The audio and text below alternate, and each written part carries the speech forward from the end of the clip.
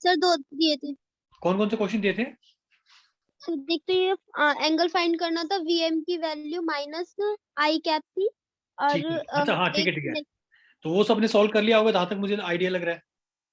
Yes sir उसका 4/4 आ रहा है आंसर। बिल्कुल सही, बिल्कुल सही। चलिए, ओके। सो आज हम स्टार्ट करेंगे नया चैप्टर। हमारे चैप्टर का नाम क्या है? Newton's law of motion. I think ये सबको पता होगा कि ये चैप्टर बहुत ही ज्यादा इंपॉर्टेंट है। ठीक है, आज हम टॉपिक कवर करेंगे। सबसे पहले हम टॉपिक कवर करने वाले हैं, ठीक है, लॉज, जो न्यूटन्स के जो लॉज हैं, ठीक है, एंड कंस्ट्रेन्ड मोशन, एंड कंस्ट्रेन्ड मोशन। ठीक है, अब मुझे कौन बताएगा न्यूटन्स के 3 लॉ कौन कौन से हैं? जल्दी से बताओ,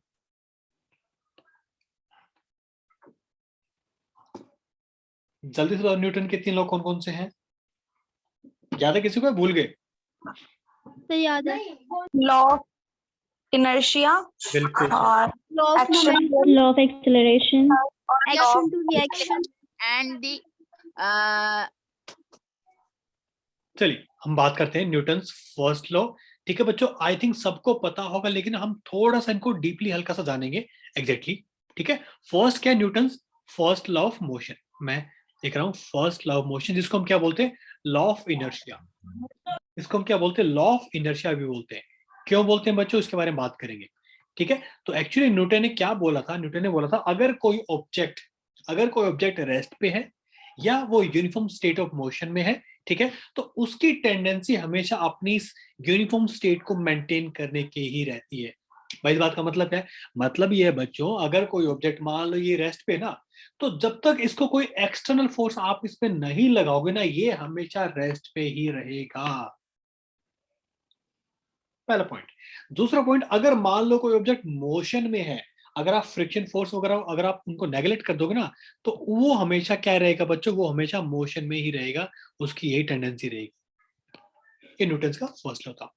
ठीक है, then Newton's second law of motion के बारे में हम बात करेंगे। ठीक है, वो क्या होता है? Then Newton's third law.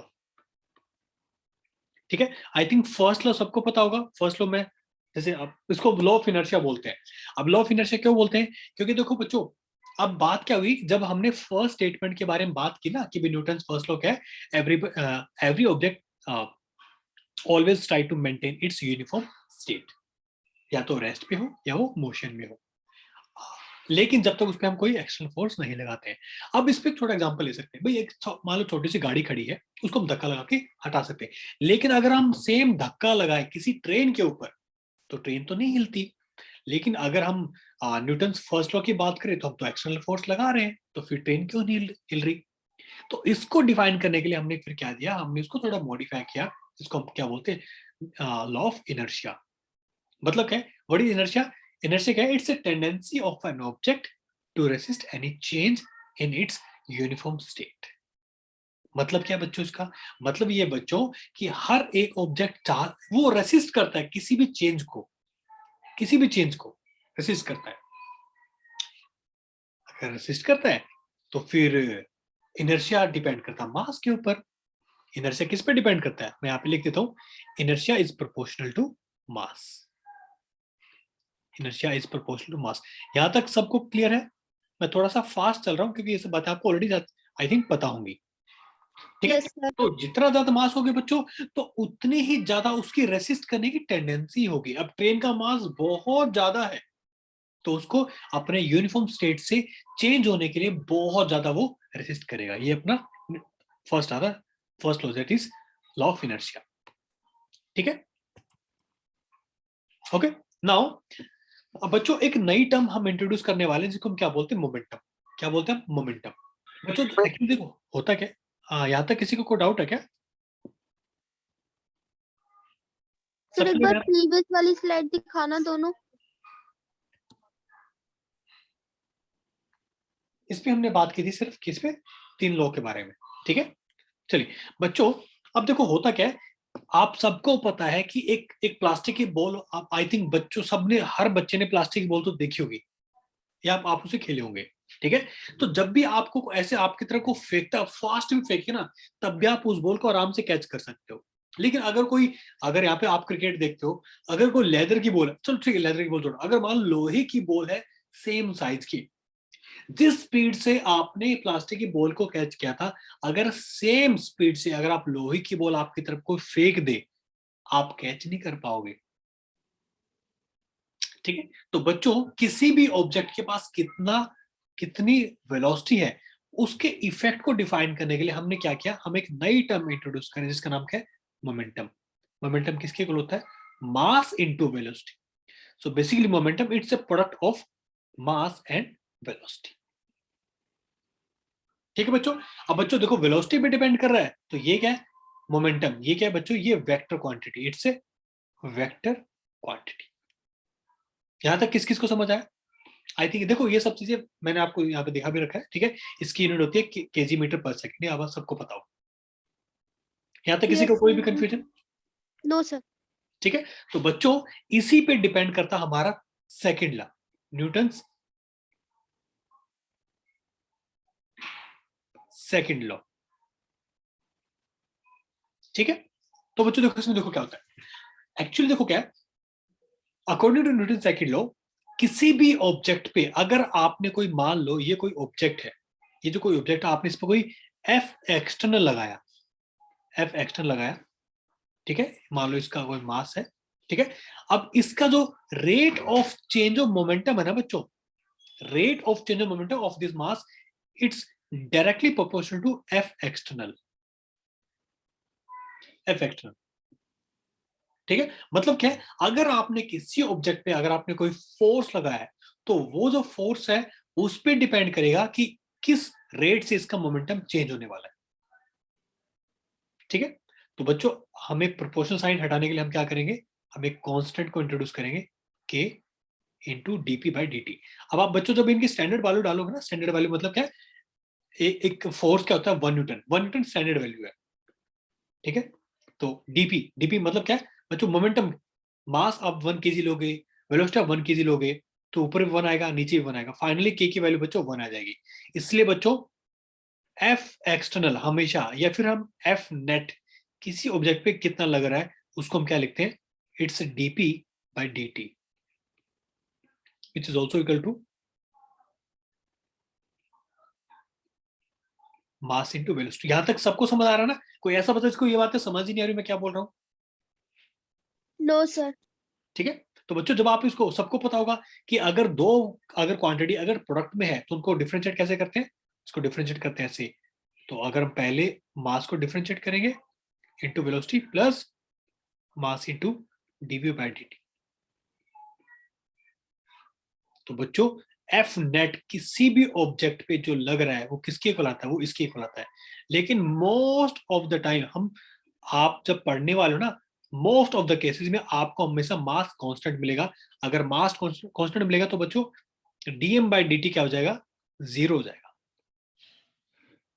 ठीक है, तो बच्चों इसलिए हम मोस्ट ऑफ द टाइम हम क्या लिखते हैं, हम लिखते हैं F external is equal to ये फॉर्मूला, या फिर एफ नेट, एफ नेट ज्यादा ठीक रहेगा। ठीक है, तो ये न्यूटन का सेकंड लॉ। यहां तक किसी को कोई भी कंफ्यूजन, कोई भी डाउट? सब क्लियर है? Yes, sir. आगे चले, Yes, sir. चलिए now Newton very famous law, that is third law. ये इसके बारे में तो नॉर्मल इंसानों को भी पता है, मतलब जो बच्चे साइंस के स्टूडेंट नहीं है या नॉर्मल इंसान है उनको भी पता है न्यूटन थर्ड लॉ क्या, for every action there will be equal and opposite reaction. ये बात सबको पता है, लेकिन बच्चों ये जो लॉ है ना, ये थोड़ा सा डीप लॉ है। मतलब क्या, ये थोड़ा, मतलब हमने जो स्टेटमेंट बोलते हैं ना कि for every action there will be equal and opposite reaction, उससे आगे बढ़ के बहुत कुछ है। तो पहला पॉइंट बच्चों क्या है कि मैं आपको बता देता हूँ। फॉर एग्जाम्पल मान लो कोई एक इंसान है, जैसे आपको यहाँ पे दिखा भी रखा है, मैं फिर से ड्रॉ करता हूँ यहाँ पे। ठीक है, मान लो एक वॉल है, वॉल के ऊपर एक इंसान क्या कर रहा है, उसने पंच किया, एक इंसान ने वॉल के ऊपर क्या किया, पंच किया।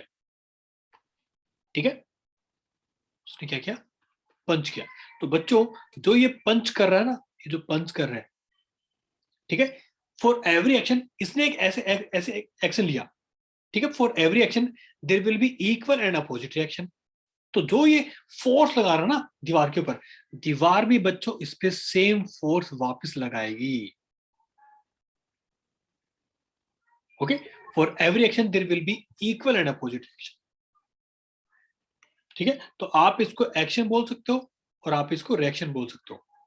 अब बच्चों पहली बात यह है कि हमेशा एक्शन रिएक्शन की जो जो वैल्यू होती है वो हमेशा उनका मैग्नीट्यूड क्या होता है बच्चों, सेम मैग्नीट्यूड होता है, लेकिन डायरेक्शन क्या होती है, अपोजिट होती है। और बच्चों सबसे important point, action reaction pair या फिर एक्शन रिएक्शन जो फोर्स है बच्चों, ये हमेशा किस पे लगते हैं, ये हमेशा डिफरेंट ऑब्जेक्ट पे लगते हैं। हमेशा किस पे लगते हैं, ये हमेशा डिफरेंट ऑब्जेक्ट पे लगते हैं। यहां तक किसी को कोई भी कंफ्यूजन, कोई भी डाउट?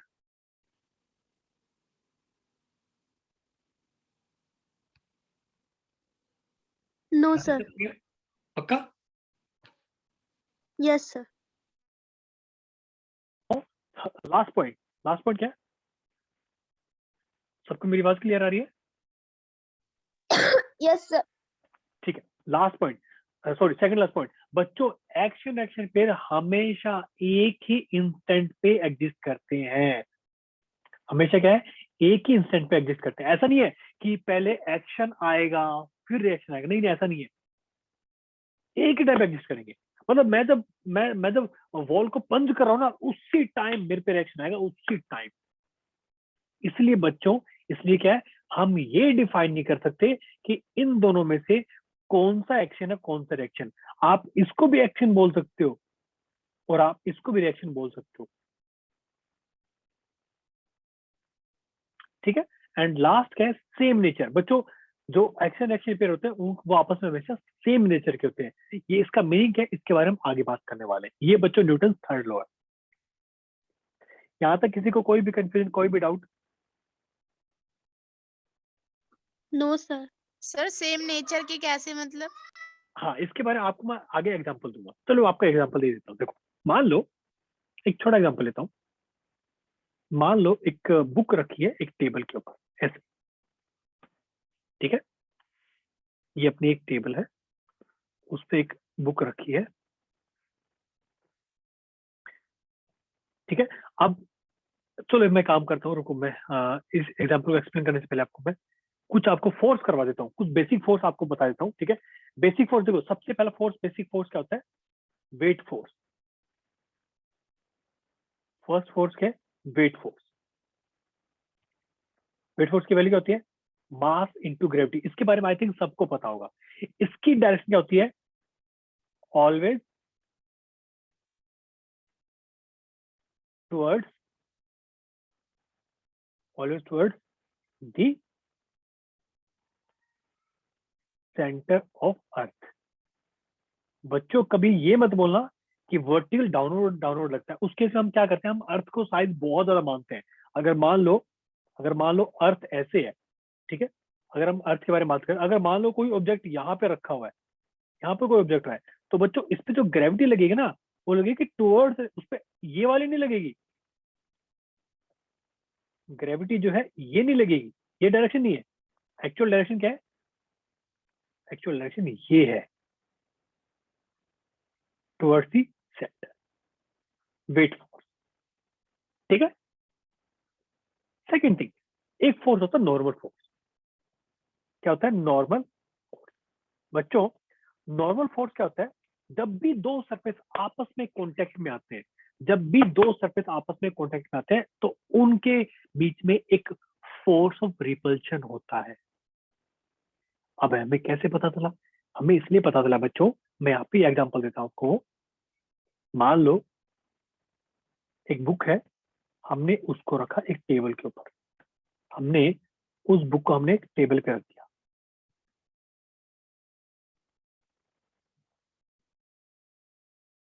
ठीक है, हमने ऐसे टेबल पे रखा। बच्चों अब देखो, ये बात सबको पता है ना कि ये जो बुक है, ये जो येलो वाली बुक है, इस पे एक फोर्स नीचे लग रहा होगा, कौन सा, ग्रेविटी फोर्स। ये बात सबको पता है। अब बच्चों अगर इस पे Yes. फोर्स को, अगर इस पे कोई फोर्स लग रहा है तो नीचे क्यों नहीं गिर रही? अगर ये नीचे नहीं गिर रही तो इसका मतलब इस बुक पे एक अपोजिट फोर्स और लग रहा है। मानते हो कि नहीं भाई? ये बुक नीचे नहीं गिर रही तभी तो है यस ना सर। भाई। मान लो अगर आपने एक मान लो पेज लिया आपने, मान लो चलो ठीक है मेरा हाथ है ठीक है, आपने यहाँ पे 50 किलो का आपने एक डंबल रख दिया, 50 किलो का, तो ये तो नीचे गिर जाएगा ना ऐसे ही। भाई मेरे अंदर इतनी ताकत नहीं, मैं उस पे मैं एक सफिशिएंट एक नॉर्मल रिएक्शन फोर्स लगा पाऊं जो उसको बैलेंस कर पाए, वो नीचे गिर जाएगा। लेकिन ये तो नीचे नहीं गिर रही, इसका मतलब क्या है? एक फोर्स और लग रहा है किसके ऊपर? बुक के ऊपर। तो बच्चों नॉर्मल फोर्स इसकी डायरेक्शन हमेशा perpendicular to the contact surface. अब देखो यहाँ पे कॉन्टेक्ट सरफेस क्या है?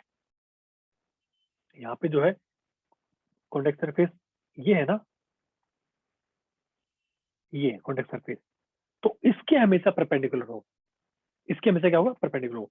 यहाँ देखो बच्चों, यहाँ पे देखो कॉन्टेक्ट सरफेस क्या है? ये है, तो इसके परपेंडिकुलर होगा हमेशा नॉर्मल फोर्स। ठीक है, तो बच्चों अब यहाँ पे हम क्या लिख सकते हैं? हम यहाँ पे लिख सकते हैं क्या कि एक सेकेंड, यस, तो यहाँ पे देखो नीचे नहीं गिरा, इसका मतलब क्या है? Normal reaction force is equal to mg। अब देखो mg नीचे लग रहा है, नॉर्मल फोर्स ऊपर लग रहा है, दोनों इक्वल भी है, तो क्या ये एक्शन रिएक्शन पेयर है क्या? Yes sir. बच्चों ये एक्शन रिएक्शन पेयर नहीं है। क्यों? बट क्यों क्योंकि सर? इनका नेचर सेम नहीं बच्चों। नॉर्मल रिएक्शन फोर्स अलग है, mg फोर्स अलग है। mg फोर्स ग्रेविटेशनल फोर्स है। तो बच्चों एक्शन एक्शन पेयर फिर कौन से होंगे? बच्चों एक्शन एक्शन पेयर होंगे ये वाले। अगर normal reaction force table book के ऊपर लगा रही ना, तो बच्चों बुक भी एक नॉर्मल फोर्स टेबल पे लगा रही बुक। तो बच्चों ये जो है ना, ये है, ये दोनों क्या है? Action reaction pair.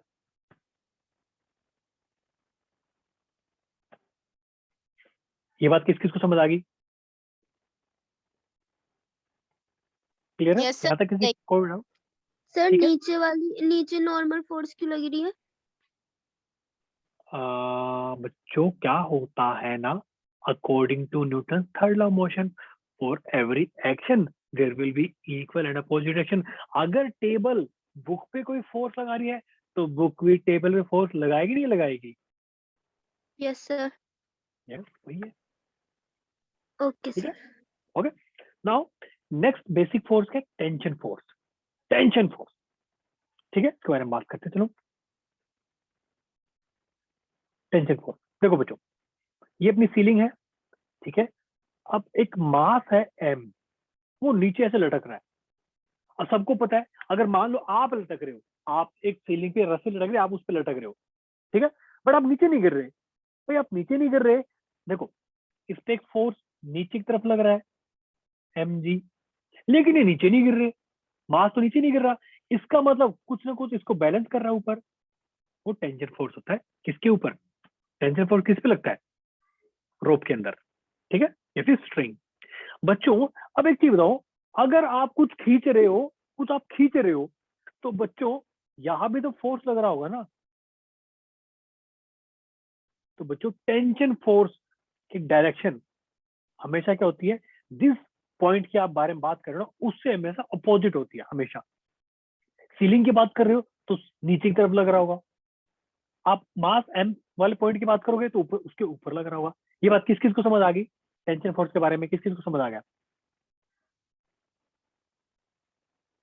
यहाँ तक सब क्लियर है? Yes sir. ठीक है, तो बच्चों टेंशन फोर्स क्या कर, सिंपल सा फंडा बच्चों, टेंशन फोर्स क्या करता है? हमेशा ट्राई करता है स्ट्रिंग को ढीला करने की, ट्राई करता है, हमेशा ट्राई करता है। ठीक है, टेंशन फोर्स डायरेक्शन कैसी होती है? इस तरीके से होती है कि वो स्ट्रिंग को ना ढीला करने की कोशिश करता है, या उसकी लेंथ को डिक्रीज करने की कोशिश करता है। देख लो आप, यही तो कर रहा है। इस पॉइंट की अगर हम बात करें तो टेंशन फोर्स नीचे लग रहा है, इस पॉइंट की बात करें तो टेंशन फोर्स ऊपर लग रहा है, तो ट्राई कर रहा है क्या?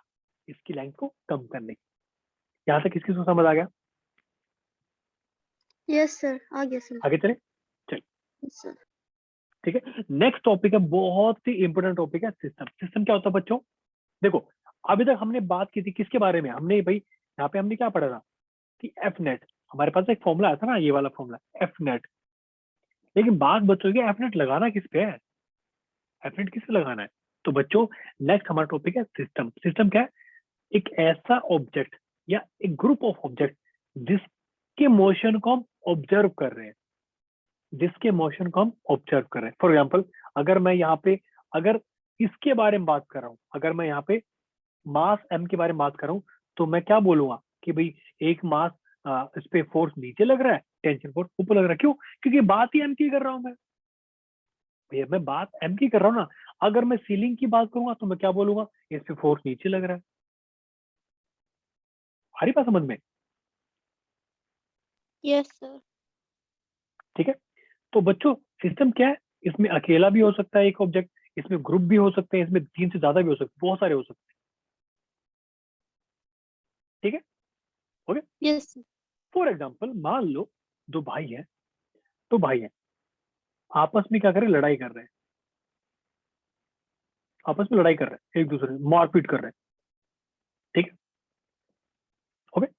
मान लो एक तीसरा बंदा बाहर से आ गया, एक तीसरा बंदा बाहर से आ गया, वो इनके घर पे आ गया, लड़ाई करने लग गया। तो अब मुझे एक चीज बताओ, जब ये तीसरा बंदा आया नहीं था, आपस में लड़ाई कर रहे थे, तो हम बोल सकते हैं ना कि दोनों आपस में लड़ रहे थे, तो दोनों अलग अलग सिस्टम है। तो तीसरा बंदा इनके घर पे आ गया, वो इनसे लड़ाई कर रहा है, तो क्या लगता है, ये दोनों भाई आपस में लड़ाई करते रहेंगे या मिलके इससे लड़ाई करेंगे? सर मिलके थर्ड वाले से करेंगे। है कि नहीं? तो बच्चों अब क्या करेंगे, अब ये अपनी आपस की लड़ाई भूल जाएंगे और क्या बोलेंगे, भाई ये हमारी जो लड़ाई चल रही थी ना, ये तो हमारा इंटरनल मैटर है, अब एक काम करते हैं, इससे लड़ाई करते हैं चलो। ठीक है, तो बच्चों ये क्या है, अब ये नया सिस्टम है, ये सिस्टम मिलके बना दिया इन्होंने। ठीक है, जब ये बच्चों सिस्टम अभी आपस में सिस्टम काम करे ना, तो बच्चों ये जो इनके आपस की लड़ाई थी ना, ये क्या चल रहे थे, ये चल रहे थे इंटरनल फोर्स, इंटरनल फोर्स। तो बच्चों ignore internal force always, ignore internal force. मतलब क्या है, अगर आपने दोनों अगर दोनों भाइयों को आपने एक सिस्टम मान लिया, तो इनके आपस में जो लड़ाई चल रही थी उसका इफेक्ट इस पे नहीं आएगा। मतलब क्या है, इनकी भाई दोनों मिलके बाहर वाले बंदे से लड़ाई कर रहे हैं, तो उनके आपस में जो लड़ाई चल रही थी ना, उसका इफेक्ट उस पे नहीं आएगा। वो क्या करेंगे, जब अगर कोई तीसरा बंदा इनके घर पे आएगा लड़ाई करने के लिए, तो दोनों भाई मिलके ही उससे लड़ाई करेंगे। तो उस टाइम क्या है, उनके आपस की लड़ाई को वो इग्नोर कर देंगे, उनको क्या बोलेंगे, तो वही हमारी जो लड़ाई है वो तो बात की बात, वो तो अपने घर की बात है, पहले इसको इसे निपटते हैं। तो जब भी आप सिस्टम मानोगे दो ऑब्जेक्ट को, या दो या तीन ऑब्जेक्ट एक साथ मान लोगे, तो उनमें आपस में जो फोर्स लग रहा है ना बच्चों, उसको आप इग्नोर कर दो। ये बात किस किस को समझ आ गई?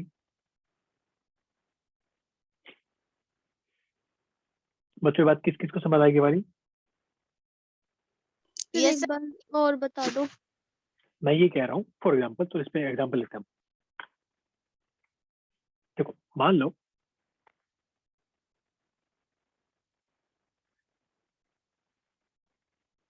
दो ऑब्जेक्ट ऐसे हैं, ठीक है, इन पे एक फोर्स लग रहा है 10 न्यूटन का। ठीक है, इसकी वैल्यू है 5 kg, 5 kg। अब आपको निकालनी है एक्सेलरेशन, आपको क्या निकालनी है, आपको निकालनी है फाइंड एक्सेलरेशन। ठीक है, तो क्या करोगे बच्चों, देखो एक टेंशन यहां लग रही है और एक टेंशन यहां भी लग रही है। अब तो बच्चों आप ऐसा भी तो कर सकते हो ना, आप इन दोनों को एक सिस्टम मान लो। ठीक है, तो फोर्स, नेट फोर्स किसके इक्वल होता है, मास इंटू एक्सीलरेशन क्या होता है। फोर्स कितना लग रहा है, 10 लग रहा है, मास के दोनों मिला के मास कितना हो जाएगा, 5 + 5 इंटू ए। तो बच्चों यहां से एक्सीलरेशन की वैल्यू कितनी आ जाएगी, 1 मीटर पर सेकेंड स्क्वायर। तो बच्चों ये जो टेंशन यहाँ पे लग रही थी इंटरनल फोर्स, इसका इफेक्ट पड़ा क्या, बताओ बच्चों, इसका इफेक्ट पड़ा क्या, जो इनके आपस में फोर्स लग रहा था। नो सर, नहीं पढ़ा। लेकिन अगर आप पहले 5 वाले पे बात करते, नहीं भाई मैं तो सिर्फ जो आगे वाला 5 उस पे बात करूंगा, तो आप क्या बोलते, उस पे एफ नेट क्या होता, 10 आगे की तरफ, 5 सॉरी टेंशन उस पे पीछे की तरफ लग रही। तो बच्चों अगर आप सिर्फ इसकी बात करते ना, अगर आप सिर्फ इसकी बात करते, अगर आप सिर्फ इसकी बात करते तो बच्चों इसकी इक्वेशन क्या आ जाती, 10 minus tension is equal to, मान लो एक्सेलरेशन ए पे चल रहा है ये, तो कितना आ जाता है, ये आ जाता 5 इंटू ए। ये इक्वेशन अलग बनती। उस पे आप क्या लिखते, इस पे आप क्या लिखते, इस पे आप लिखते T, T is equal to 5 into, ये इक्वेशन अलग आती। समझ रहे हो? अब देखो टी की वैल्यू यहाँ पे जब पुट करोगे तो देखो बात तो वही आ गई ना। आ रहा सबको समझ में क्या बोला मैंने? ये बात किस किस को समझ आ गई? Sir, yes sir. ठीक है, चलिए नाउ आगे हम बात करते हैं motion on incline plane. I think इसके बारे में हम ऑलरेडी बात कर चुके हैं, इसके बारे में ज्यादा हम बात नहीं करेंगे। सबको पता है बच्चों कि इंक्लाइंड प्लेन पे हम जो फोर्स लगता है उसकी वैल्यू क्या होती है। देखो बच्चों सबको पता है, अगर हमने प्रोजेक्टाइल में बात भी की थी इसके बारे में, अगर मान लो ग्रेविटी ऐसे नीचे लग रही है, ठीक है, ग्रेविटी अगर ऐसे नीचे लग रही है, ये अगर थीटा है तो सबको पता है ये वैल्यू कितनी हो जाएगी, जी कॉस थीटा। क्यों? क्योंकि ये एंगल भी थीटा है बच्चों। और एक एक्सेलरेशन इधर क्या होगी, जी साइन साइन थीटा। तो बच्चों अगर आपने कोई ऑब्जेक्ट यहाँ पे रख दिया है, अगर आपने कोई ऑब्जेक्ट यहाँ पे रख दिया है मास m का, तो उस पे एक फोर्स नीचे लग रहा होगा, उस फोर्स की वैल्यू क्या होती है बच्चों, mg साइन थीटा। इसलिए बच्चों जब आप ऊपर चढ़ते हो ना, जब आप ऊपर की तरफ चढ़ते हो तो हमेशा आपको क्या लगता है भाई, आप अगर प्लेन सरफेस पे चलोगे आपको कोई दिक्कत नहीं चलने में, लेकिन आप ऊपर आप ऐसे ना थोड़ा जोर लगाना पड़ता है। क्यों? कि एक फोर्स नीचे लग रहा होता है, जी साइन थीटा। सबने काफी बच्चे आप में से वैष्णो देवी गए होंगे, गए आप में से कोई वैष्णो देवी कभी? सर, कांगड़ा जी गए हैं, वैष्णो देवी नहीं। हाँ चलो ठीक है, जहाँ भी गए आपने कभी चढ़ाई तो की होगी ना, आपको लगता होगा कि आप ऐसे थोड़ा झुक के चलना पड़ता है आपको। आप जब ऊपर चढ़ते हो झुक के चलना पड़ता है, क्यों? ताकि आप उसको फोर्स को नलीफाई कर पाओ। ठीक है, यहाँ तक किसी को कोई भी क्वेश्चन, कोई भी कंफ्यूजन? सर ये चीज तो तब भी होती है ना जब हम स्टेयर्स पे चढ़ते हैं। बिल्कुल सही, स्टेज पे ऐसे होता है। यहाँ तक किसी को कोई भी कंफ्यूजन, कोई भी डाउट?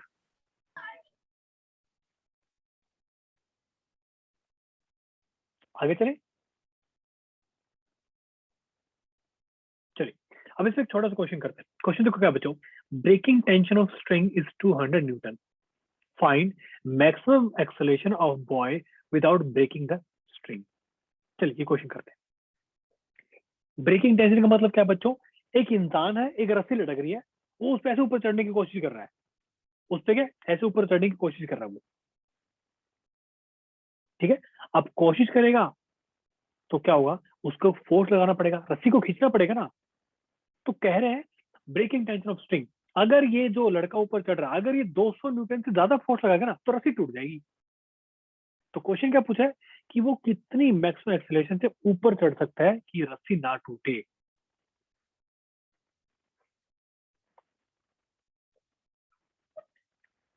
जल्दी से बताओ।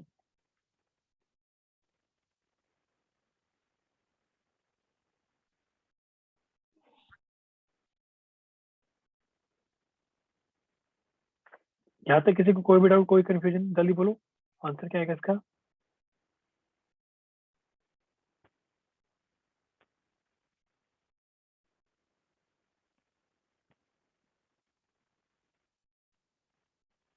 ओके, हाँ हाँ कुछ बच्चों का आंसर आ गया, अरे वाह बहुत ही बढ़िया, आ गए हमारे बच्चे। देखो बच्चों क्या करना होता है ना, क्या करना होता है, चलो इस क्वेश्चन को करने से पहले मैं आपको एक एक छोटा सा टॉपिक आपको और बता देता हूँ। ठीक है, जो कि इंपॉर्टेंट टॉपिक है। टॉपिक का नाम क्या है, FBD, फ्री बॉडी डायग्राम। ठीक है, फ्री बॉडी डायग्राम, इसका मतलब क्या बच्चों, देखो ये काफी बच्चों का आंसर आ गया, लेकिन हाँ ये एक तरीका आपको बताऊंगा, सबसे इंपॉर्टेंट चीज है एफबीडी मतलब क्या, फ्री बॉडी डायग्राम। सबसे पहले क्या है, सबसे पहले आप क्या करो, identify the system, identify the system मतलब क्या है कि आपको किस ऑब्जेक्ट को ऑब्जर्व, आपने किस ऑब्जेक्ट के मोशन को ऑब्जर्व करना है, first thing. Second thing, show all the forces, all the forces acting on the system, on the system, ठीक है। ignore force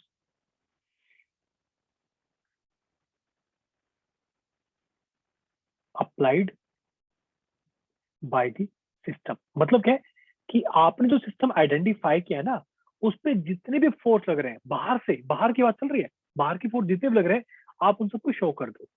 लेकिन वो जिस, अगर वो किसी पे फोर्स लगा रहा है उसको आपको इग्नोर करना है एफबीडी में, ठीक है। Third, right equation, right equation that is F net is equal to mass into acceleration. I think ये जो पॉइंट आपको सब बताया मैंने, आई थिंक ये आपने सब फर्स्ट टाइम तो सुने नहीं होंगे, आप इससे पहले ऑलरेडी सुन चुके हो इसके बारे में, इससे पहले आप सुन चुके हो ना। यहाँ तक किस किस को समझ आया बच्चों, जल्दी से बताओ।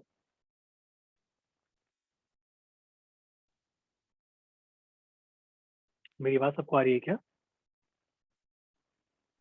Yes sir. ये बात किस किस को समझ आ गई एफबीडी के बारे में? यस सर, आ गई। बाकी बच्चे बोल ही नहीं रहे अन्नू और साक्षी के अलावा को बोल ही नहीं रहे, बाकी बच्चे है ना, ये चले गए? नहीं नहीं सब है। ओके बच्चों, तो ये है सबसे इम्पोर्टेंट, ये बच्चों आपको पूरे फिजिक्स में काम आने वाला है, आपको पूरी फिजिक्स में काम आएगा, ठीक है। अब देखो बच्चों, अगला जो क्वेश्चन था हमारा ये क्वेश्चन था, ठीक है। Now you have to find the maximum acceleration of boy without breaking the string. अब इन्होंने, अब आपको डायरेक्टली पता चल गया कि आपको किसके मोशन को ऑब्जर्व करना है, बॉय के मोशन को ऑब्जर्व करना है। तो करते इसका एफबीडी ड्रॉ, तो यहाँ पे लिख रहा हूं मैं एफबीडी ऑफ बॉय। क्या करना है? कुछ नहीं करना भाई, कुछ भी नहीं करना। क्या, ये हमारा लड़का है, क्या करो, इस पे सारे फोर्स लगा दो जो भी लग रहे हैं, ठीक है। पहला फोर्स तो नीचे लग रहा है, कितना, mg, लिख दो भी। अभी ऊपर चढ़ रहा है भाई, अगर ये सोचो, अगर ये रोप को नीचे खींचेगा तो रोप इसको ऊपर खींचेगी according to Newton third law of motion. तो एक फोर्स इस पे ऊपर लग रहा है, टेंशन फोर्स। ये बात किस किस को समझ आ गई जो अब तक बताई मैंने? सर आ गई। Yes sir. सर और जो फोर्स नीचे को लगेगी ना इसमें फोर्स? हाँ जी, एक फोर्स नीचे लग रही है mg, एक फोर्स ऊपर लग रही है। लेकिन क्या बोल रहा है कि find the maximum acceleration of boy without breaking the string. मान लो, हाँ सॉरी, ऑब्वियसली ऊपर चढ़ने की बात चल रही है। तो बच्चों अगर ऊपर ऊपर चढ़ रहा है मतलब मूव कर रहा है भाई, बैलेंस नहीं है, इसके फोर्सेस बैलेंस नहीं है। मान लो एक्सेलरेशन ए है, ठीक है। तो पहला पॉइंट क्या था, आइडेंटिफाई द सिस्टम, हमने सिस्टम आइडेंटिफाई कर लिया, ये अपना सिस्टम है, ये जो लड़का है ये अपना सिस्टम है। सेकंड क्या था, draw all the forces that are acting on the system, हमने ड्रॉ भी कर दिए। थर्ड इक्वेशन क्या थी बच्चों, right equation, F net is equal to mass into acceleration. F net कितना बच्चों, टेंशन फोर्स ऊपर लग रहा है minus mg force which is equal to ma। Maximum tension कितनी हो सकती है, 200 माइनस m कितना है 10, g कितना है 10 is equal to 10a which is equal to 10a will be equal to 200 minus 100 that is 100। तो बच्चों a की वैल्यू कितनी आ गई 10। ये बताओ ये बात किस किस को समझ आ गई? यस सर, आ गई सर। ये टी बात माइनस जी, आपने mg को माइनस में इसलिए लिया है क्योंकि नीचे जो जा रहा है फोर्स, नीचे जो हाँ ग्रेविटी। जी, बिल्कुल बिल्कुल। देखो नहीं, अगर ऊपर मूव कर रहा है ना, ऊपर मूव कर रहा है भाई, देखो अगर इसकी एक्सेलरेशन ऊपर है, इसका मतलब क्या है, ऊपर वाला फोर्स ज्यादा है। तो लिख भाई एफ नेट क्या है, टी माइनस एम जी। आया समझ यस में? सर, आ गए समझ में। Okay sir. चलिए, अब इसी को यूज करते हुए हम करेंगे नेक्स्ट क्वेश्चन। ये क्वेश्चन करो। क्वेश्चन क्या है बच्चों? Two blocks of mass 4 kg and 6 kg are attached in a vertical plane with the help of ideal strings. Find the tension at points A and B. Option A. Wait.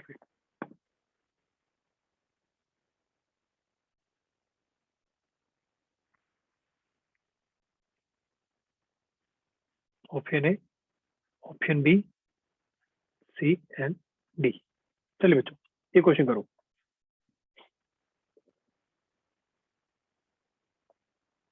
और बच्चों सबको पता ना कि जो स्ट्रिंग होती है, string होती है आइडियल स्ट्रिंग। हम यहाँ पे आइडियल स्ट्रिंग लेके चल रहे हैं। आइडियल स्ट्रिंग का मतलब क्या है? आइडियल स्ट्रिंग में ना उसकी लेंथ इंक्रीज नहीं होगी, स्ट्रिंग का कोई मास नहीं होता, ठीक है, और वो हमेशा टाइट होती है, हमेशा टाइट होती है, इनएक्सटेंसिबल भी होती है। मतलब क्या है, वो उसकी लेंथ ना तो बढ़ेगी ना घटेगी, हमेशा टाइट होती है। चलो इसके बारे में करो जल्दी से।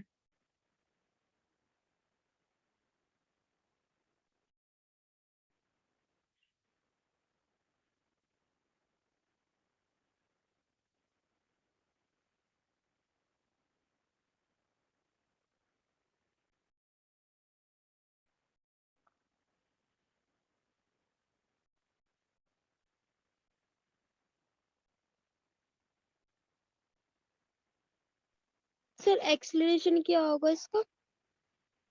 बच्चों एक्सेलेरेशन होगा नहीं होगा पहले आप बताओ। सर इसमें आई बच्चों थिंक जरूरी नहीं। नहीं है ना, जरूरी नहीं है कि एक्सेलेरेशन होगा ही होगा। क्वेश्चन क्या है? Two blocks of mass 4 kg and 6 kg are attached in a vertical plane with the help of ideal string. Find the tension at points. देखो बच्चों कैसे करेंगे इसको। हम सबसे पहले बात करेंगे, ये अपना पूरा सिनेरियो है। 4 kg मास और 6 kg मास, ठीक है। बच्चों अगर हम बात कर रहे हैं बी पॉइंट, बी पॉइंट यहाँ पे है और ए पॉइंट यहाँ पे है, ठीक है। देखो बच्चों, अगर हम, देखो स्ट्रिंग है, अब देखो ध्यान से देखो ना भाई, ये तो मूव ही नहीं कर रहा, ये तो मूव कर ही नहीं रहा ना पी पॉइंट। अगर मूव नहीं कर रहा तो इस पे जो टेंशन ऊपर लग रही है और उस पे टेंशन नीचे लग रही है, दोनों बैलेंस है। ऑब्वियसली बैलेंस है, तभी तो मूव नहीं कर रहा, ठीक है। मैंने बोला था ना कि जिस पॉइंट के बारे में बात करोगे उससे टेंशन हमेशा दूर जाएगी, हमेशा दूर जाएगी। अब देखो बच्चों, बात है कि टेंशन की वैल्यू कितनी है। अगर हम इस पॉइंट की बात करें, ये बात सबको समझ आ रही है यहाँ तक? अगर इस पॉइंट की बात करें, मैं अगर 6 को अलग से कर रहा हूँ ड्रॉ, 6 kg मास, ये मूव नहीं कर रहा, इस पे एक टेंशन फोर्स ऊपर लग रहा है और इसका mg फोर्स नीचे लग रहा है 6g। अगर मूव नहीं कर रहा तो हम बोल सकते हैं ना कि टेंशन किसके इक्वल है, 6g के, यानी 60 न्यूटन, 60 न्यूटन। आ रहा समझ में यहाँ तक? किसी को कोई भी डाउट, कोई भी क्वेश्चन? Yes sir. ठीक है। तो बच्चों बी पॉइंट की बात करें, बी पॉइंट की हम बात करें तो बी पे क्या लग रहा था, बी पे टेंशन लग रही है भाई। जो बी पॉइंट है इस पे टेंशन लग रही है ना, तो बच्चों टेंशन की वैल्यू कितनी आ जाएगी, 60 न्यूटन। आया समझ में? यहाँ तक किसी को कोई भी डाउट, कोई भी कंफ्यूजन? सर समझ में नहीं आया, एक बार और बता दो। देखो बच्चों, अगर हम पॉइंट बी की बात कर रहे हैं, पॉइंट बी ये मूव नहीं कर रहा, पॉइंट बी मूव नहीं कर रहा, इस पे टेंशन फोर्स लग रहा है।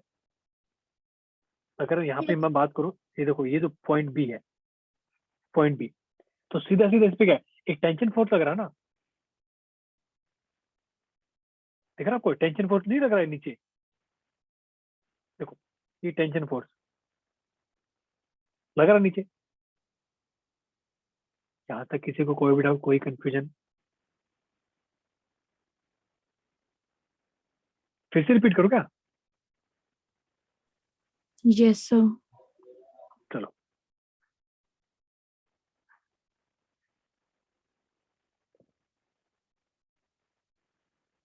देखो 6 kg, ये पॉइंट बी है, ये पॉइंट बी है। अब इस पे देखो, जो भी इस पे फोर्स लग रहा होगा सारा इसी की वजह से लग रहा होगा, नीचे पोर्शन की वजह से लग रहा होगा सारा। एक सेकेंड, थोड़ा सा इश्यू आ गया था।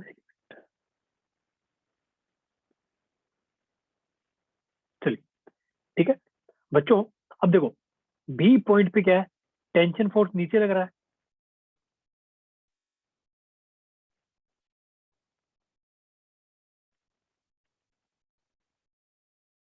एक मिनट बच्चों, मेरा ना पेन में कुछ प्रॉब्लम आ गई। सेकेंड,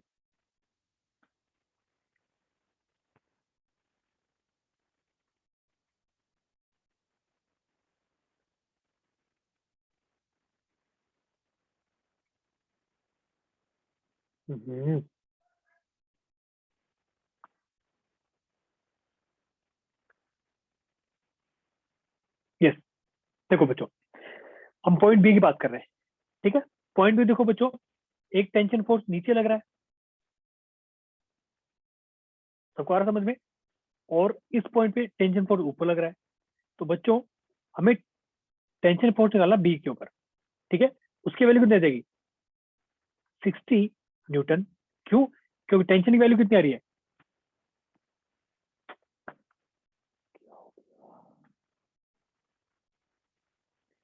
यहां तक किसी को डाउट है क्या इस पे? बच्चों मेरी आवाज सबको क्लियर आ रही है? Yes sir. देखो जो पॉइंट बी है उस पे एक टेंशन फोर्स नीचे लग रहा है,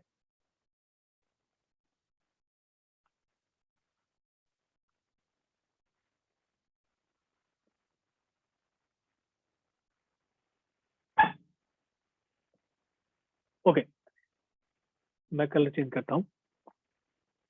पॉइंट बी पे टेंशन फोर्स नीचे लग रहा होगा, और यहाँ भी एक टेंशन फोर्स ऊपर की तरफ लग रहा होगा इस पॉइंट पे, ठीक है। तो बच्चों एट बी फोर्स क्या है, टी। और बच्चों अगर हम इसकी बात करें, ये तो देखो ये रेस्ट पे ना, ये रेस्ट पे, इसका मतलब क्या है, इसमें जो टेंशन लग रहा है वो किसके इक्वल है, 6 जी के, यानी कि 60 न्यूटन के इक्वल है। तो बच्चों टी की यस वैल्यू कितनी सर। आएगी, 60 न्यूटन। तो बी पे ये फोर्स लग रहा है, ठीक है। अब बात करते हैं ए के बारे में। तो बच्चों देखो, एक सेकेंड, एक बार बात करते हैं बच्चों।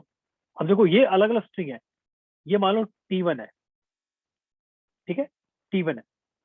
सो एट पॉइंट ए फोर्स का लग रहा है T1। बच्चों T1 किसके इक्वल है,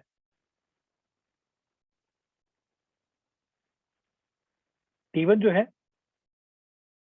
T1 किसके इक्वल सर हो जाएगा, Newton. 40 plus T, 40 plus 60, answer is 100 Newton. Answer is 100 Newton, answer is a. ये बात किस किस को समझ आ गई? यस सर आ गई। ठीक है। एक्चुअली देखो बच्चों, क्वेश्चन बहुत ही सिंपल है, बट आप इसको पूरा एक्सप्लेन कर रहा हूँ ना मैं, इसलिए किसी को कंफ्यूजन हो सकती है। आप ऐसे सीधे सीधा लिख सकते हो, आप सीधा सीधा लिख सकते हो कि भाई जो देखो जो टेंशन जो यहाँ पे जो लेकर लग रही है, एक सेकंड मैं आपको शो कर देता हूँ।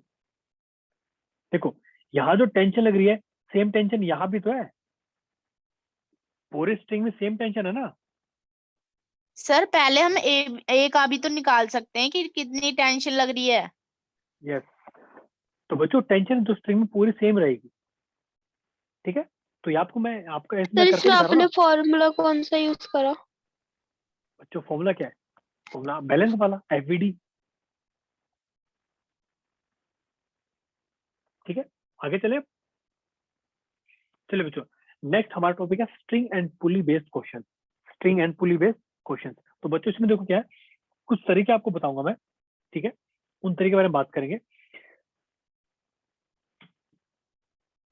चलो आपको एक एग्जांपल और कराता हूँ। क्वेश्चन देखो क्या, यहाँ पे क्वेश्चन पूछा है, consider the system of ideal pulley as shown, a block of mass m kg is attached with the help of ideal string, find the force exerted by pulley on the ceiling। कहने का मतलब क्या है कि इस ceiling पे पुली कितना force लगा रही है, हमें उसकी वैल्यू निकालनी है। ठीक है, ये आपको मैं सॉल्व करके दिखा देता हूँ कैसे करेंगे इसको। देखो देखो बच्चों, ये अपनी पुली है, यहाँ पे एक मास लटक रहा है m। ठीक है, हमें निकालना है कि यहाँ पे कितना फोर्स लग रहा है। मान लो ये इसमें टेंशन T है, ये भी टेंशन T है। ठीक है, और सेम टेंशन क्या होगी, अगर आप पुली की तरफ से देखोगे सेम टेंशन नीचे की तरफ होगी। ये बात तो सबको पता ना। अब देखो, अगर हम बात करते हैं इसके बारे में, हम m के बारे में बात करते हैं, तो बच्चों हमें दिख रहा है m रेस्ट पे है, तो हम बोल सकते हैं कि टेंशन फोर्स किसके इक्वल हो जाएगा, mg के इक्वल हो जाएगा। ठीक है, अब हमें क्या निकालनी है, हमें यहाँ पे निकालनी है कि कितना फोर्स लग रहा है। तो बच्चों यहाँ पे मान लो T1 फोर्स है, और सेम T1 ऊपर भी होगा। ठीक है, अगर हम T1 की वैल्यू निकाल लें तो हम वैल्यू निकाल लेंगे भी सीलिंग पे फोर्स कितना लगा है। तो बच्चों अब देखो, अपनी पुली है, अगर पुली की बात करूं, मैं अभी देखो पुली की बात कर रहा हूं, तो मैं टेंशन डायरेक्शन कैसे लिया, नीचे की तरफ। ये बात किस किस को समझ आ गई। Yes sir. देखो, अगर मैं मास m की बात कर रहा था तो मैंने डायरेक्शन T ऊपर ली थी, मैं पुली की बात कर रहा हूँ तो मैं T नीचे ले रहा हूँ। ठीक है, अगर तो बच्चों अगर पुली हमारे रेस्ट पे है तो हम बोल सकते हैं ना कि T1 किसके इक्वल है, T प्लस T, यानी कि 2T। तो T1 बच्चों कितना फोर्स लग रहा है, twice of mg।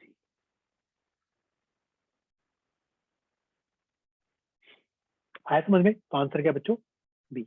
Answer is B, twice of mg। तो सीलिंग पे इतना फोर्स लग रहा है। ये बात आई समझ में। Yes sir. चलिए बच्चों, नेक्स्ट टॉपिक है कंस्ट्रेन्ड मोशन। कंस्ट्रेन्ड मोशन का मतलब बाउंडेड मोशन। ठीक है, तो बच्चों कंस्ट्रेन्ड मोशन में क्या होता है, किसी एक ऑब्जेक्ट का मोशन वो दूसरे पे डिपेंड भी करता है। फॉर एग्जाम्पल, मान लो फॉर एग्जाम्पल देखो, अगर मान लो मैं ऐसे छोड़ दूं, ऐसे मैं अगर नीचे छोड़ दूं तो नीचे आएगा। ठीक है, लेकिन अगर इस पेन को मैं यहां से ऐसे पकड़ लूं तो क्या होगा, ये देखो, ये सीधा नीचे नहीं आएगा, ये रोटेट कर जाएगा। क्यों, क्योंकि मैंने इसको यहां से पकड़ रखा। सिमिलरली ये आपको जो रिंग दिख रही है, रिंग आपको दिख रही होगी, अगर तो बच्चों अगर ये स्ट्रिंग नहीं होता तो ये नीचे गिर जाती, mg फोर्स लग रहा होता। लेकिन क्या है, इस पे स्ट्रिंग लग रहा है, इसको ये एक रॉड के अंदर से क्रॉस कर रही है, तो बच्चों ये इधर मूव कर सकती है। अगर मान लो ये सब नहीं होता तो ये ऐसे मूव कर रही होती है कि नहीं। लेकिन क्या है, ये सब लगे हुए हैं तो इसको वर्टिकल मूव कर सकते हैं। इसको हम क्या बोलते हैं, कंस्ट्रेन्ड मोशन। कंस्ट्रेन्ड मोशन। फॉर एग्जाम्पल, मान लो इस पॉइंट की वेलोसिटी v है और इसकी वेलोसिटी u है। ठीक है बच्चों, अगर मान लो मैं इस पॉइंट की बात करूं, ये जो पॉइंट है बच्चों, अगर इसकी वेलोसिटी v है तो ये जो पॉइंट है इसकी वेलोसिटी v होगी। जितने स्ट्रिंग है इस पे सबकी वेलोसिटी v होगी।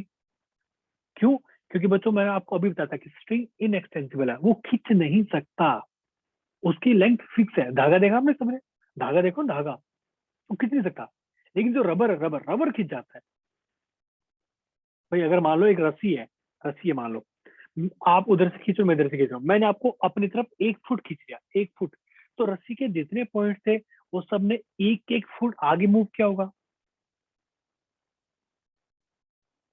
समझ आ रहा है, ये बात किसी को यस समझ सर। आ गई। ठीक है, तो इसका मतलब क्या है, ये जो पॉइंट है, ये पॉइंट, इसकी वेलोसिटी भी v है।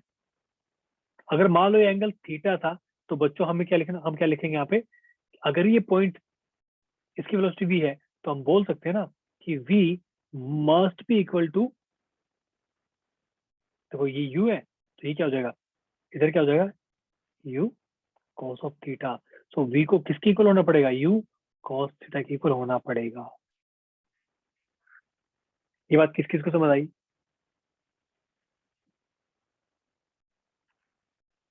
आया सबको समझ में? Sir you 3v equal to में u cos थीटा कैसा है? चलो एक क्वेश्चन करते हैं इसके ऊपर। चलो एक क्वेश्चन है, क्वेश्चन देखो क्या है। Particle B moves along the horizontal path with velocity vv, then find speed of a at an instant when the string at b makes an angle of theta with the horizontal. Option A, option B, C and D. देखो बच्चों, मान लो कि ये move कर रहा है you से, मान लो यू से मूव कर रहा है, ये पॉइंट यू से मूव किया, तो बच्चों ये जितने पॉइंट थे सब के सब यू से मूव कर रहे होंगे, सब के सब जितने पॉइंट पे थे, तो ये जो पॉइंट है, ये जो पॉइंट है, ये भी यू से मूव कर रहा होगा, है कि नहीं? ऐसा आया समझ में? तो बच्चों अब देखो, यू से मूव कर रहा है, यू से मूव कर रहा है बच्चों, ठीक है, यू से मूव कर रहा है, और इसकी डायरेक्शन जो है, सॉरी, इसकी जो डायरेक्शन है वीबी है, ठीक है बच्चों। अगर मैं बात करूं, अगर मान लो ये एंगल थीटा है, तो बच्चों ये एंगल भी थीटा होगा, ठीक है बच्चों। अगर यू से अगर ये पॉइंट मूव कर रहा है, तो बच्चों वीबी का देखो, वीबी एक्चुअली देखो, वीबी तो इधर मूव कर रहा है ना, एक्चुअली वीबी का डायरेक्शन तो इधर की तरफ है, तो बच्चों अगर ये यू से मूव कर रहा है, तो वीबी का एक कंपोनेंट यू के इक्वल होगा नहीं होगा? That is equal to V B cos of theta. तो बच्चों यू किसके इक्वल हो जाएगा? वी बी कॉस थीटा के इक्वल हो जाएगा। ये बताइए समझ में?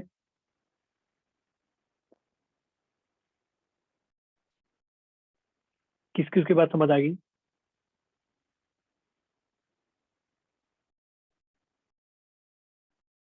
आपको मेरी बात क्लियर आ रही है क्या? Yes sir. ये 2500 रुपए का तो तुम देना घर में। ये आया सबको समझ में? मैं फिर से रिपीट करूं बच्चों, देखो मैं फिर से रिपीट कर रहा हूं, अगर मान लो ये जो पॉइंट है, ये पॉइंट है, अगर ये मान लो यू से नीचे आ रहा है, ये अगर यू से नीचे आ रहा है बच्चों, ठीक है, तो देखो वीबी का एक कंपोनेंट किसके इक्वल होना चाहिए? वीबी का एक कंपोनेंट इसके इक्वल होगा ना, क्योंकि देखो एक्चुअली देखो, ये देखो ऐसे है, जो पॉइंट है ये नीचे यू की तरफ आ रहा है, ये वीबी है, ठीक है बच्चों। अगर स्ट्रिंग को टाइट रहना है, तो बच्चों वीबी का जो एक मान लो यही थीटा है, ठीक है, तो बच्चों वीबी का जो कंपोनेंट है, एक कंपोनेंट वो यू के इक्वल होना चाहिए, तभी तो स्ट्रिंग टाइट रहेगा ना, तभी तो स्ट्रिंग टाइट रहेगा। सेम यहाँ पे था, देखो सेम यहाँ पे था, अगर मान लो ये वी से नीचे आ रहा है, तो ये जो वेलोसिटी, ये जो पॉइंट है, ये जो पॉइंट है, इसकी वेलोसिटी क्या है? इधर वी है, इधर वी है, तो ये वी तभी हो सकता है ना, तभी यू का एक कंपोनेंट इसके इक्वल हो, यस सर। ठीक है। चलिए, तो इन क्वेश्चन को करने के कुछ तरीके होते हैं। पहला तरीका क्या बच्चों? पहला तरीका सेगमेंट मेथड। पहला तरीका क्या? Segment method. इसमें देखो क्या होता है, मान लो एक स्ट्रिंग है, इसकी लेंथ मान लो एल है, ठीक है, एग्जांपल ले रहा हूं मैं, ये जो पॉइंट क्यू है ये x1 डिस्टेंस से आगे मूव कर गया, और जो पॉइंट पी है ये x2 से आगे मूव कर गया, तो बच्चों हम बोल सकते हैं ना कि length initial must be equal to length final, क्योंकि स्ट्रिंग की लेंथ क्या है बच्चों? इनएक्सटेंसिबल, मतलब स्ट्रिंग खींच नहीं सकता, उसकी लेंथ फिक्स होती है। तो इनिशियल लेंथ कितनी थी? एल, फाइनल कितनी होगी? अब x1 आगे खींचा है, तो हमने क्या कर दिया? L plus L+1। ठीक है, और x2 भी इधर है, तो माइनस x2 भी तो है, एल कैंसिल हो जाएगा, हमें क्या मिलेगा? x1 is equal to x2। बच्चों सिंपल सी बात है, कहने का मतलब क्या है, आपको जो बताया मैंने सेम बात है, क्या कि हर एक पॉइंट, एक स्ट्रिंग में हर एक पॉइंट सेम डिस्टेंस ही कवर करेगा। तो यहाँ से आपको देखो प्रूफ हो गया ना कि x1 x2 को इक्वल होना पड़ेगा। आप इसको डिफरेंशिएट कर दो, आप जब इसको डिफरेंशिएट कर दोगे तो क्या जाएगा? v1 is equal to v2, मतलब क्या है, जिस वेलोसिटी से क्यू आगे की तरफ जा रहा है सेम वेलोसिटी से पी को आगे की तरफ जाना ही जाना पड़ेगा। क्यों? क्योंकि बच्चों स्ट्रिंग टाइट है, स्ट्रिंग टाइट है। सबको बात समझ आ रही है? आप इसको फिर से डिफरेंशिएट कर दो, A1 is equal to A2। मतलब क्या है, जो एक्सप्लेनेशन Q पॉइंट की रहेगी सेम एक्सप्लेनेशन P पॉइंट की रहेगी। बच्चों समझो ना, फॉर एग्जाम्पल मान लो ये है, अगर ये दोनों, ये स्ट्रिंग टाइट है, अगर Q जिस स्पीड से जा रहा है P भी तो सेम स्पीड से आ रहा है पीछे पीछे, अगर स्ट्रिंग टाइट है तो।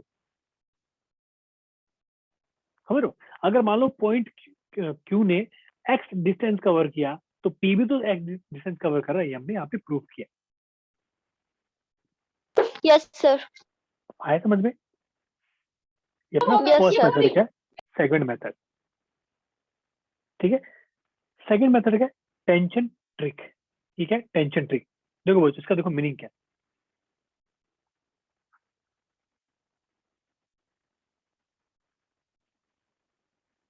देखो टेंशन ट्रिक देखो क्या होती है। एक पुली है,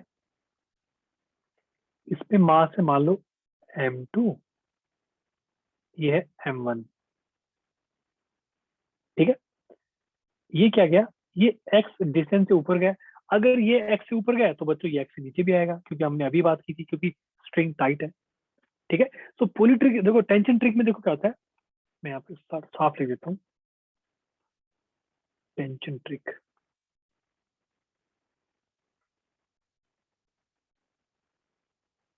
ठीक है बच्चों देखो, मैं अगर मास M1 की बात करूं तो टेंशन की डायरेक्शन ऊपर रहेगी, M2 के लिए टेंशन डायरेक्शन ऊपर रहेगी।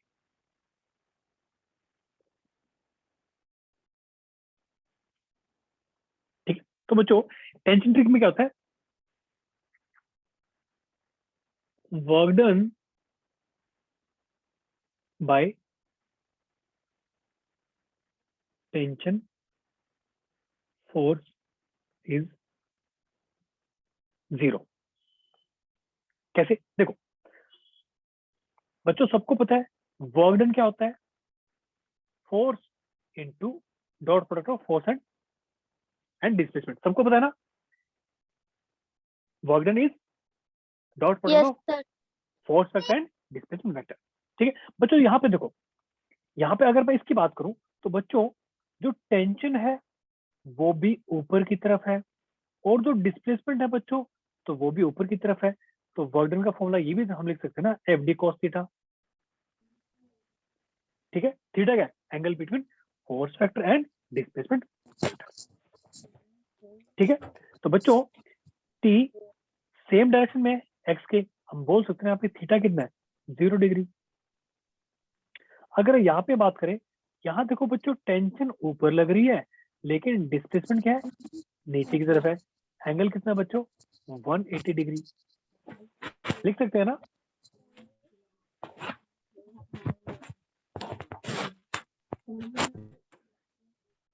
लिख सकते हैं बच्चों? यहाँ Yes, तक किसी sir. को कोई सर बेटा? डी cos थीटा कहाँ से लिया? बच्चों ये फॉर्मूला होता है ना, डॉट प्रोडक्ट क्या होता है, अगर दो वेक्टर। अच्छा सर, ओके। ठीक है, नाउ वर्क डन क्या हो जाएगा, वर्क डन हो जाएगा that is equal to T x cos 0 degree plus T x cos 180 degree. अब इसकी वैल्यू क्या होती है, 1 के बराबर होती है, और इसकी वैल्यू क्या होती है, -1। तो वर्क डन कितना आ गया, 0 आ गया। वर्क डन क्या आ गया, 0 आ गया। ठीक है, तो बच्चों यहाँ से हमें एक फॉर्मूला क्या मिला, that is summation of T dot x is equal to 0। Work done by all the tension force will be equal to 0। First आप इसको डिफरेंशिएट कर दोगे, एक फॉर्मूला और आ जाएगा, T डॉट v 0।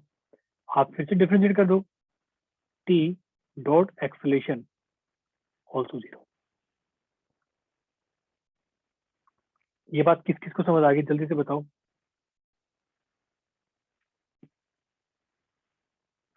यहाँ तक किसी को कोई भी डाउट, कोई कंफ्यूजन? यहाँ तक क्लियर है क्या बच्चों? सर एक बार ये वाला बता दो जो साइड में लिखा है W इज इक्वल टू में TX cos थीटा प्लस में। हाँ, ये देखो हमने क्या किया, वर्क डन निकाले ना, सॉरी, देखो work done by work done is equal to क्या हो जाएगा, sum of work done by tension force. तो बच्चों टेंशन एक तो यहाँ भी है, एक टेंशन कहाँ पे है, एक तो ये कॉम्बिनेशन होगा, एक ये कॉम्बिनेशन होगा। तो देखो इसमें वर्क डन कितना हो जाएगा, TX cos 0, TX cos 0। क्यों? क्योंकि देखो बच्चों यहाँ पे टेंशन भी ऊपर थी, डिस्प्लेसमेंट भी ऊपर थी, थीटा 0 था, प्लस ये वाला टेंशन कितना है, T ऊपर की तरफ है, X नीचे, तो TX इंटू cos 180 डिग्री। क्यों? एंगल कितना है दोनों के बीच में, 180 डिग्री। अब cos 180 कितना होता है, -1, cos 0 कितना होता है, 1, तो फाइनल में 0 मिलेगा। तो हमने क्या लिखा है यहाँ पे, समेशन, मतलब क्या है, sum of all the work done by all the tension force in a system must be equal to 0। अब आप इसको डिफरेंशिएट कर दोगे डिस्प्लेसमेंट को, वेलोसिटी आ जाएगी, आप फिर से डिफरेंशिएट कर दोगे, एक्सेलरेशन आ जाएगी। तो भाई तीन, ये आपको इनका एग्जांपल करके दिखाऊं, डोंट वरी। यहाँ तक किसी को कोई भी कंफ्यूजन बच्चों? No sir. 0 आगे हुआ। चलो। हाँ हाँ, चलिए नेक्स्ट ट्रिक बच्चों क्या है, नेक्स्ट ट्रिक है पुली ट्रिक, लास्ट ट्रिक आज की, पुली ट्रिक। इसमें देखो क्या होता है, अगर मान लो अगर कोई पुली है, उसके इस पॉइंट की एक्सेलरेशन मान लो A2 है और इस पॉइंट की एक्सेलरेशन मान लो A1 है, तो A नोट की वैल्यू बच्चों क्या आएगी, A naught will be equal to A1 plus A2 divide by 2।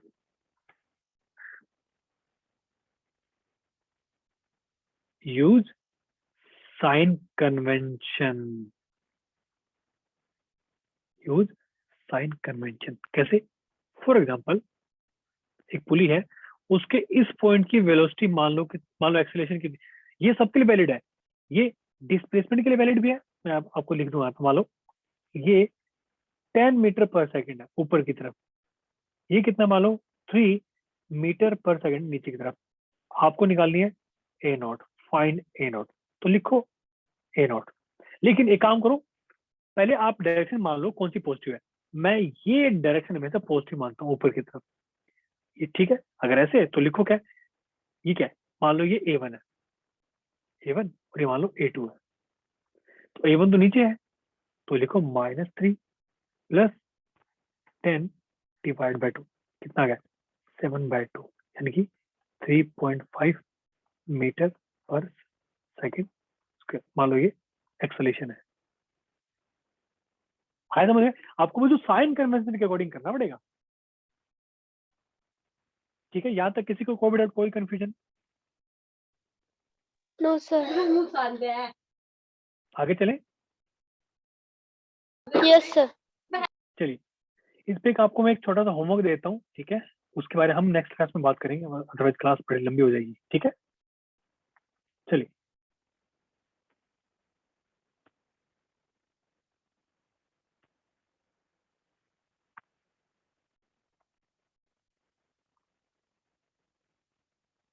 चलिए बच्चे, ये आपका होमवर्क है, इसके बारे में हम नेक्स्ट क्लास में बात करेंगे। तो अपनी जो नेक्स्ट क्लास है यहीं से स्टार्ट होने वाली है, ठीक है। सर आपने नेक्स्ट क्लास में एक और क्वेश्चन दिया था, a river wide 100 metre is flowing from west to east, ये वाला क्वेश्चन दिया था सर। क्या क्वेश्चन दिया था मैंने?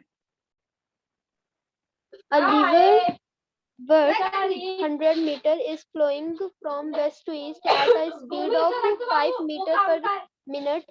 A man on one bank of अच्छा the ठीक है, river ठीक है, is capable. ओके। ये दोनों क्वेश्चन हम नेक्स्ट क्लास में कवर करेंगे, डोंट वरी, ठीक है बच्चों। यहाँ तो कोई भी क्वेश्चन, कोई भी कंफ्यूजन, सब क्लियर है? सर वो बता दो एक बार, डायरेक्ट अपोजिट पॉइंट वाला और मिनिमम टाइम। हाँ, ये बच्चों हम दोनों क्वेश्चन नेक्स्ट क्लास में कवर करेंगे, पहले आते ही, ठीक है। नहीं सर ये तो पिछली क्लास का टॉपिक है ना। अच्छा एक सेकंड, क्वेश्चन क्या है एक्चुअली, मेरे पास क्वेश्चन अभी है नहीं वो, सर नहीं क्वेश्चन नहीं, टॉपिक पूछना है। मिनिमम टाइम टू क्रॉस कैसे निकालेंगे और डायरेक्टली अपोजिट पॉइंट वाला। देखो उसमें देखो क्या होता है बच्चों, मैंने फॉर्म फिलअप कर दिया, फॉर्म मैंने फिल कर दिया, जिनका टॉपिक ये कवर हो चुका ना, आप जल्दी से फॉर्म फिलअप कर दो। देखो हाँ अनु बेटा आपका क्या डाउट था? Sir minimum time to cross कैसे निकालेंगे? देखो मान लो एक इंसान है, वो क्या कर रहा है, वो एंगल थीटा पे उसने क्रॉस करना स्टार्ट किया यहाँ पे, ठीक है। मान लो वेलोसिटी v है विद रिस्पेक्ट टू वाटर, और ये अपनी रिवर की वेलोसिटी है। तो एक कंपोनेंट इधर हो जाएगा v cos थीटा, एक कंपोनेंट का जाएगा v sin थीटा इधर की तरफ, ठीक है। अगर मान लो d विड्थ थी रिवर की, तो टाइम निकालने के देखो क्या होगा, डिस्टेंस डिवाइड वेलोसिटी। अब बच्चों अब देखो ये जो कंपोनेंट है, इसी कंपोनेंट की वजह से क्या करेगा, ये रिवर क्रॉस करेगा, तो लिखो v cos थीटा, ठीक है। अब अगर आपसे कोई ये पूछ ले कि मिनिमम टाइम कितना लग सकता है, मिनिमम टाइम, तो बच्चों मिनिमम टाइम d फिक्स है, v फिक्स है, तो थीटा है बच्चों cos थीटा। अगर ये मैक्सिमम हो जाए तो अपने को मिनिमम टाइम लगेगा। मैक्सिमम क्या होता है, ये 1 कब होता है, जब थीटा होता है 0 डिग्री। मतलब क्या है, अगर पूरी वेलोसिटी के साथ अगर ये सिर्फ इस डायरेक्शन में स्विम करेगा तो बच्चों मिनिमम टाइम लगेगा। आया समझ? सर मतलब कि अगर मैक्सिमम होगा तो यहाँ पर 1 होगा और थीटा की वैल्यू 0 डिग्री होगी, और मिनिमम टाइम के लिए जब ये दोनों जो साइंस हैं वो एक ही डायरेक्शन में मूव करेंगे तब मिनिमम टाइम होगा। यस बिल्कुल, कहने देखो तब उस मान लो टाइम पे हमें थीटा क्या होगा? थीटा 0 डिग्री होगा ना। Yes sir. भाई देखो पहले ऐसे ऐसे स्विम कर रहा था उस डायरेक्शन में, उसका एक कंपोनेंट इधर आ रहा था, अब ये क्या कर रहा है, ऐसे करने लगा स्विम इसे डायरेक्शन, ठीक है। बाकी बच्चों जल्दी से फॉर्म फिलअप करते रहो साथ साथ में, ठीक है। यहाँ तक और उसके अलावा कोई डाउट, कोई क्वेश्चन?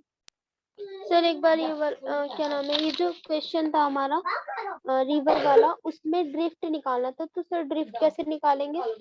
देखो ड्रिफ्ट कैसे निकालेंगे बच्चों, अगर मान लो ये इस डायरेक्शन में मूव कर रहा है, सीधे मूव कर रहा है, तो बच्चों देखो एक्चुअली होगा क्या, ये ड्रिफ्ट है एक्स, तो एक्स देखो बच्चों अगर मान लो मैं सीधे मूव कर रहा हूँ, मैं इधर मूव कर रहा हूँ, ऐसे ऐसे मूव कर रहा हूँ, लेकिन मैं because of velocity of river मैं इधर भी तो शिफ्ट करूंगा धीरे धीरे।